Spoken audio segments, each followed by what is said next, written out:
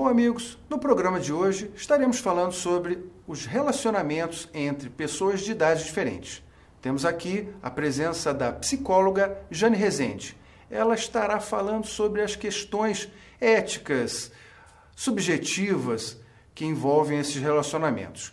E também a presença do Dr. Fábio Stockler, que estará levantando pontos jurídicos, legais e até mesmo criminais desses relacionamentos. Nós vamos começar agora falando com a psicóloga sobre a questão moral, a questão, vamos dizer assim, ética, subjetiva desse tipo de relacionamentos. Jane, você já deve ter tido algum cliente ou até mesmo a experiência pessoal sobre pessoas no seu convívio, tanto pessoal quanto profissional, que se relacionam com pessoas de diferente idade. Uma menina mais nova, geralmente com um homem mais velho, e o que acontece hoje em dia muito, também, né, porque o comum era uma menina nova com um homem mais velho, e hoje nós temos as celebridades, mulheres com bem mais idade, né, se relacionando com rapazes relativamente novos. No âmbito da psicologia, como é que vocês enxergam isso e o que tem de tão de diferente e o que hoje nós podemos também enxergar como uma prática normal? Bom, a gente pode se perguntar muitas vezes, a gente costuma ver essa experiência mais com homens mais velhos e mulheres meninas, mulheres mais novas. E a gente pode se perguntar, mas o que chama atenção desses homens, nessas meninas, nesses relacionamentos, tanto e também as mulheres mais velhas com os jovens? O que chama atenção, o que motiva uma pessoa a se relacionar com pessoas de idades diferentes? Pode ser o corpo? Sim, né? O corpo ele vai trazer algo visualmente interessante.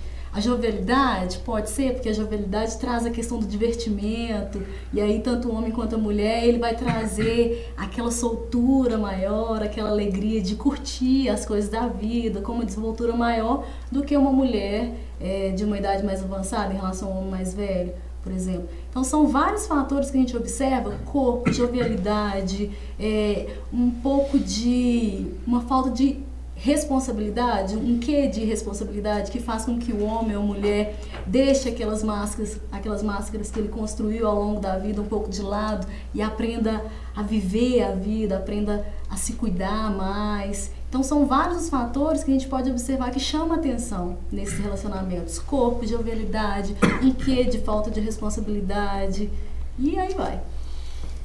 Bom,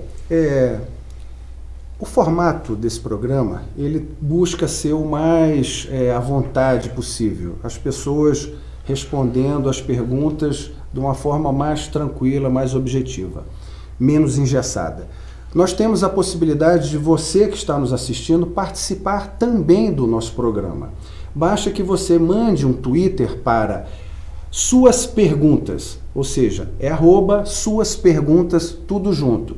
Eu estarei lendo-as aqui, não todas, vou selecionar algumas para fazê-las para os nossos convidados. Bom, agora eu vou falar aqui com o Dr. Fábio Stockler, porque existem questões jurídicas que as pessoas geralmente elas brincam umas com as outras. As pessoas utilizam termos como você está estuprando, você é pedófilo. Isso, atrás de toda brincadeira, existe uma coisa séria, um fundo de verdade. Eu tenho um conhecido que fez uma observação dizendo que ele tem um tio de 55 anos que namora uma menina de 15. E tem um sobrinho de 15 anos que namora uma menina de 12. Eu conversando isso com outro advogado, ele falou uma coisa que eu fiquei até espantado. Ele disse para mim que o tio de 55 anos ele não é pedófilo, mas o menino de 15 ele é pedófilo. Doutor, explique isso aí pra gente. Bom, nesse aspecto a gente vai abordar a parte penal da história. Em 2009 tivemos duas mudanças importantes no Código Penal. Antigamente, o artigo 213 tratava do estupro, o estupro comum. Por que eu falo comum? Para essa situação, é a questão do estupro de vulnerável, que é o artigo 217-A. Qual que é a diferença? O estupro comum, o antigo código tratava apenas em ter conjunção carnal com alguém através de ameaça ou violência. Esse era o estupro. Então era um crime que era exclusivo de homem. Com a mudança do código, agora ter a relação, ter a conjunção carnal mediante violência ou qualquer outro ato libidinoso. Então isso abre uma porta que eu vou explicar um pouco para frente. O artigo 217, que é do estupro de vulnerável, diz que ter conjunção carnal ou ato libidinoso com menor de 14 anos é um crime, passível de pena de 8 a 15 anos. Então, se tem um menor de 14 anos e você tem qualquer tipo de ato sexual com ele, seja conjunção carnal ou um ato libidinoso, é o estupro de vulnerável. Então, um menino de 15 anos, quando ele está tendo uma relação com uma menina de 12, ele está cometendo um crime. Porém, ele não é punido por isso porque ele não é um maior de idade, né? Não tem 18 anos. Já o de 55, a menina de 15 está excluída desse rol do estupro de vulnerável. Por isso que ele não comete crime. E tem uma questão também, até vou agora aproveitar da psicóloga, porque se nós perguntarmos para alguém de um relacionamento de um homem de 55 anos com uma menina de 15, isso é certo, isso é errado? É bem verdade que não existe o certo e errado nessa questão psicológica. Na criminal, sim. Agora, muitas pessoas vão falar, não, eu acho que é errado, esse cara tem problema na cabeça. Agora, ficamos sabendo que criminalmente, ou seja, juridicamente, o menino de 15 se relacionando com uma menina de 12, que nós temos isso espalhado demais na família da gente. Eu tenho sobrinho, você tem sobrinha, aí, mas não sei o quê, que o menino de 15 namora uma menina de 12. E hoje em dia tem aquela questão sexual e os meninos avançaram demais nisso.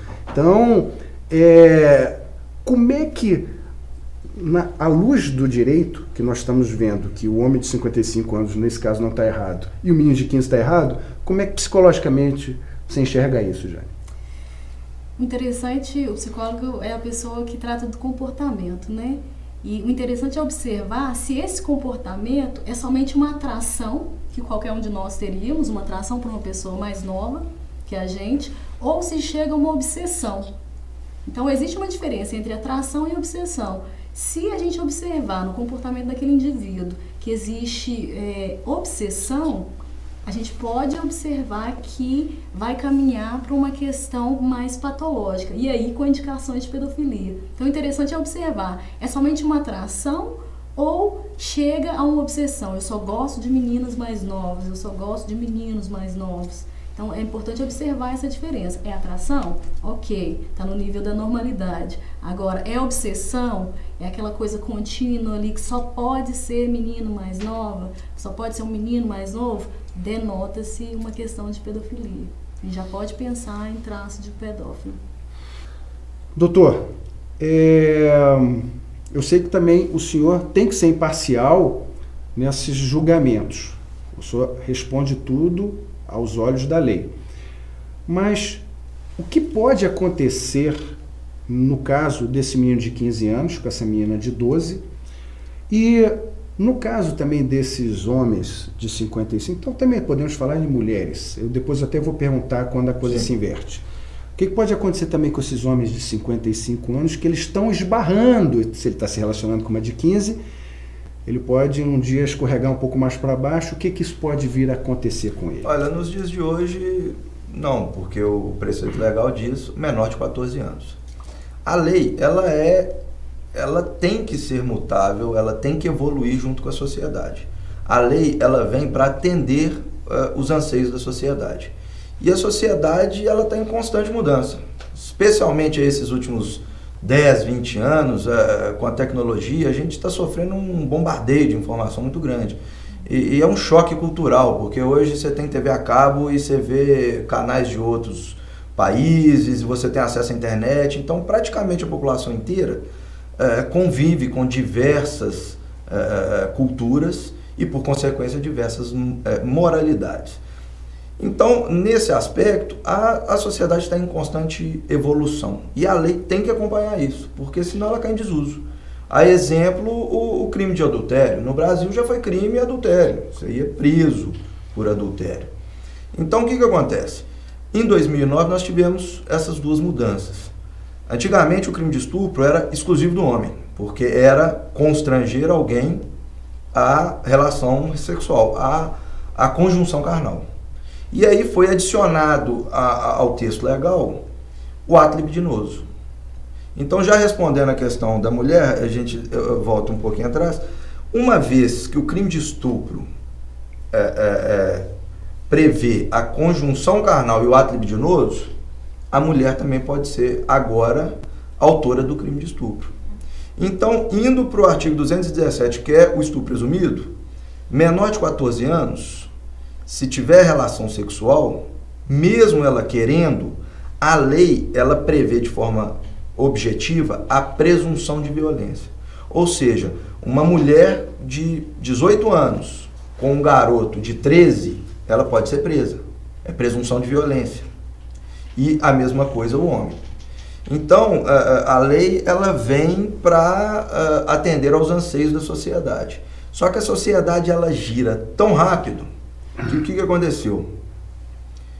Março ou maio deste ano, um réu sendo julgado por ter tido relação sexual com 3 garotas de 12 anos, foi condenado, até que chegou no STJ, terceira sessão, se eu não me engano, a ministra Maria Tereza, e ela absolveu o réu. Sob qual argumento? No processo ficou amplamente demonstrado que as garotas eram garotas de programa. Inclusive, uma das mães depôs falando que a menina matava a aula para ir fazer programa. Então a ministra entendeu que a presunção de violência ela tem que ser relativa. O direito ele nunca vai ser matemático. Ele vai ter uma parcela de subjetividade muito grande sempre, e ainda mais num caso como esse. Então ela entendeu que a lei foi feita para proteger um bem. E o bem tutelado nesse caso é a liberdade sexual, ou seja, é a inocência do adolescente. E naquele caso, isso já não existia mais. As adolescentes já tinham perdido essa inocência, já tinham perdido essa liberdade sexual há muito tempo. Elas já eram prostitutas assumidas a longa data. Então, a ministra entendeu que deveria absolvê-lo, e foi uma situação inédita, e que isso já repercutiu no Senado, e o Conselho de Juristas do Senado já está colocando em votação diminuir de 14 para 12. Então, essa é uma prova de como que a lei evolui tão rápido. Em 2009, modificaram a lei e colocaram o estupro presumido como, aliás, no caso de estupro de vulnerável, estupro presumido era o termo antigo, em 14 anos. E agora já estão querendo baixar para 12. Recebemos aqui uma pergunta, e eu acho que vai ser interessante fazer para psicólogo.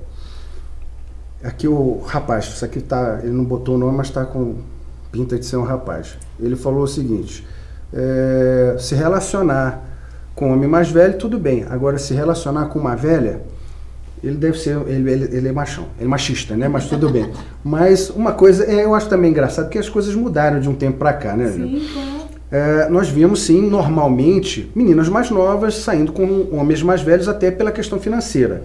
E a gente sabe que há um tempo atrás, quem eram os provedores do lar e tudo sempre eram os homens, né? Hoje, com as mulheres empresárias, apresentadoras de televisão, então a gente vê apresentadores, não vamos citar nomes, mas que ganham quase R$1 milhão por mês. Então é muito normal elas atraírem os olhares de meninos mais novos. Mas agora está virando uma modinha, né? Entendeu? E na realidade, se relacionar um rapaz novo de 20 anos, 25 anos, todo bonitão, sarado, se relacionar com uma mulher de 70 anos, isso é normal ou é só por causa de dinheiro? É interessante porque cada caso é um caso, né? Pode sim ter um rapaz que tem o interesse de estar se relacionando com essa mulher mais velha por intenção financeira, como as mulheres também, né? No caso de homens mais velhos. Mas cada um tem uma motivação, André. Cada um escolhe alguém por um motivo. E hoje em dia a gente sabe que a velhice, o velho, ele não é aquele velho, quando você pensa em avós, não são pessoas que sentam na cadeirinha e ficam lá balançando. Hoje mudou.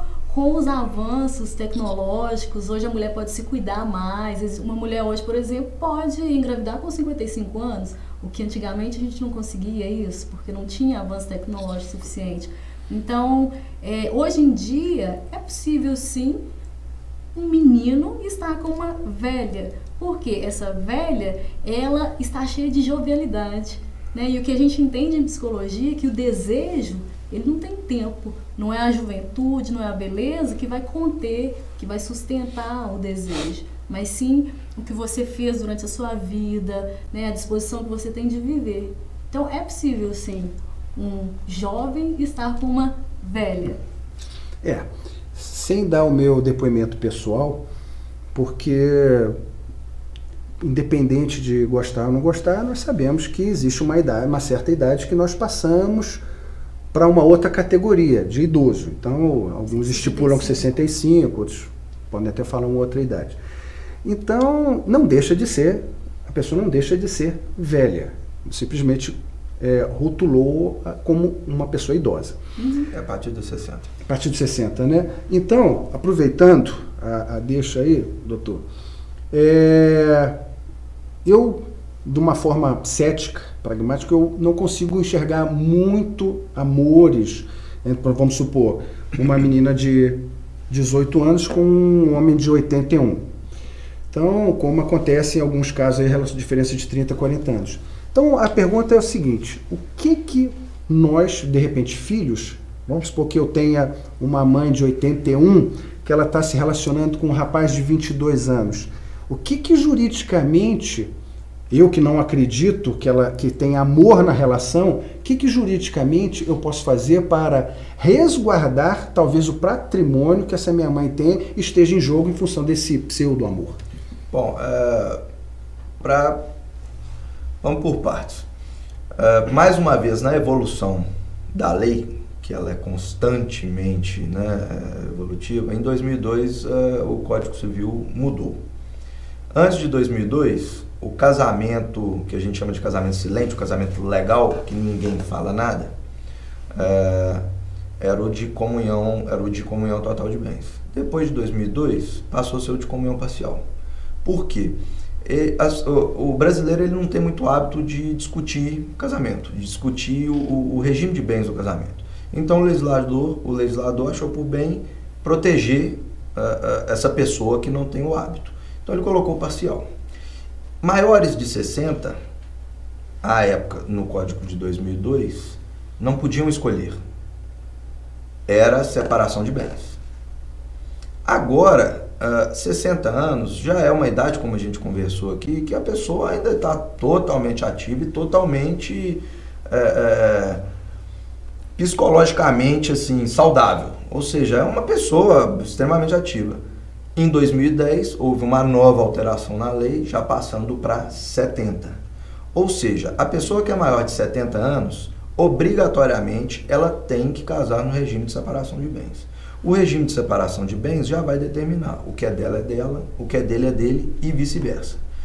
E também, o cônjuge não é herdeiro, porque tem muitas pessoas porque o cônjuge, na comunhão parcial, ele é herdeiro.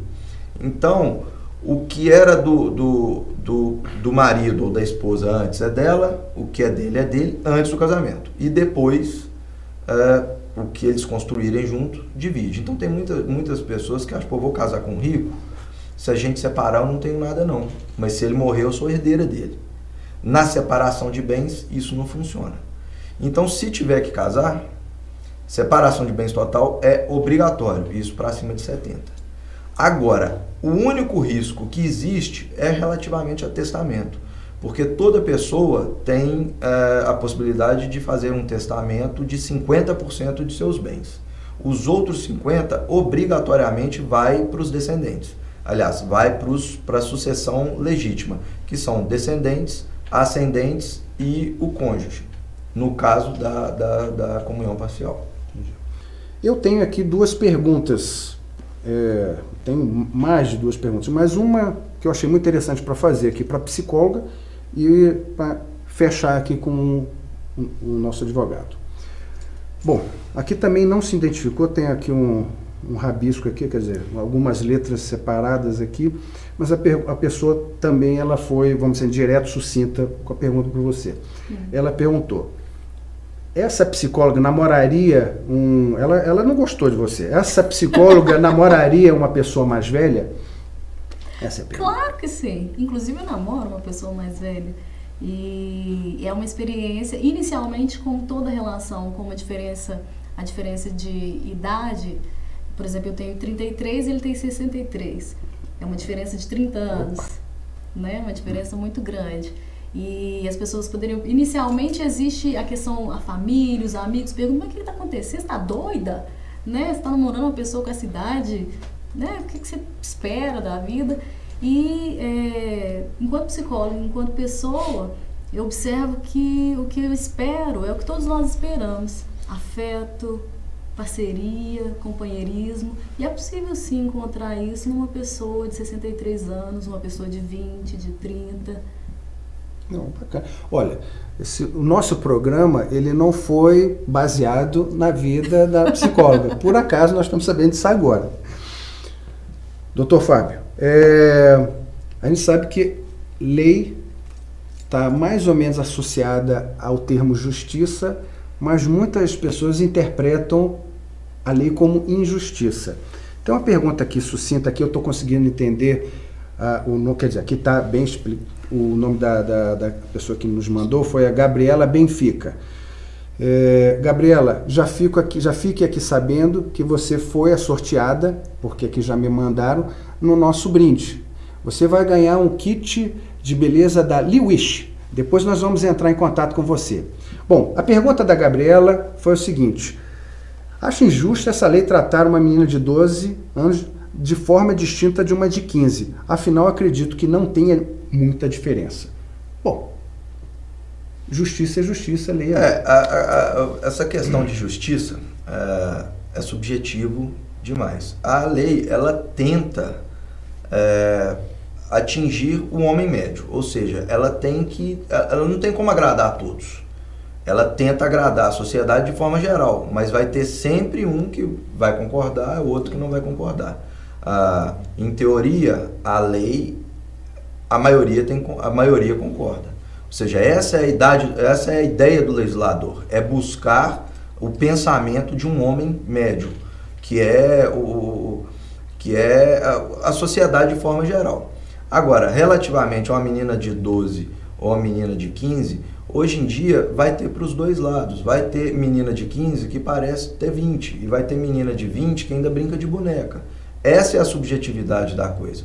A lei, ela tenta proteger isso. Só que a lei, ela é o direito em si, ele é extremamente subjetivo. Não tem como você ter um cálculo matemático. Então, grande parte das críticas a esse artigo 217A, que determina 14 anos, é exatamente isso. Porque 14 anos é um número. Só que nós estamos tratando de relações pessoais. Então, tem menina de 12 anos que já está se prostituindo para sustentar uma família. E tem menina de 20 anos que está brincando de boneca na casa dos pais. Então, é muito difícil de a gente conseguir chegar numa resposta correta para isso. Na realidade, infelizmente o nosso programa chegou ao final. Em 30 minutos não dá para abordarmos todos os aspectos desse tema. Mas, obrigado, psicóloga Jane Rezende, obrigado, Dr. Fábio Stockler.